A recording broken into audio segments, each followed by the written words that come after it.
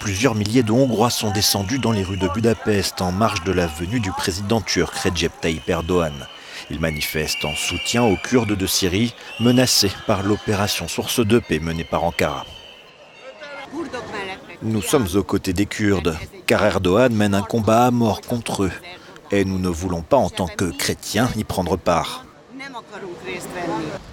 Le long du Danube, une cérémonie a eu lieu en hommage aux victimes de l'offensive. Plus d'une centaine de civils sont morts et 300 000 personnes ont dû fuir face au combat.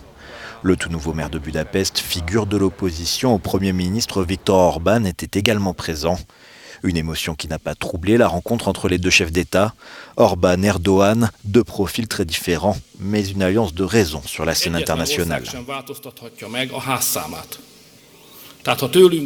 Aucun pays ne peut changer l'endroit où il se situe. Donc si à droite se trouve Berlin, à gauche Moscou et au sud Istanbul et Ankara, c'est comme ça. L'intérêt de la Hongrie est aussi celui du président Erdogan et de la Turquie. Des mots apaisants car Tayyip Erdogan détient un atout de poids, près de 4 millions de migrants qu'il menace encore une fois d'envoyer en Europe. Que nous obtenions plus de soutien de l'Union européenne ou pas, notre hospitalité continuera envers les migrants.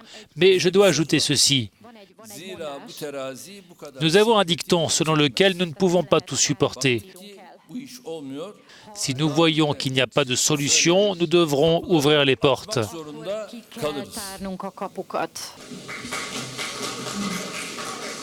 Le Premier ministre Viktor Orban explique continuellement que la politique étrangère hongroise doit être particulièrement vigilante à l'égard de trois capitales, Ankara, Moscou et Berlin.